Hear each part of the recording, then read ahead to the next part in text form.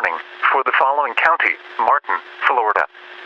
The National Weather Service in Melbourne has issued a tornado warning for northeastern Martin County in east central Florida until 4:30 p.m. Eastern Standard Time. At 4:20 p.m. Eastern Standard Time, a confirmed waterspout was located just offshore over Stewart Beach, moving southwest at 20 miles per hour. Hazard: tornado. Source: weather spotters confirmed waterspout moving onshore. Impact: flying debris will be dangerous to those caught without shelter. Mobile homes will be damaged or destroyed. Damage to roofs, windows, and vehicles will occur. Tree damage is likely.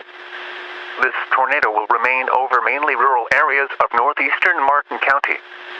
Take cover now. Move to an interior room on the lowest floor of a sturdy building. Avoid windows. If you are outdoors, in a mobile home, or in a vehicle, move to the closest substantial shelter and protect yourself from flying debris.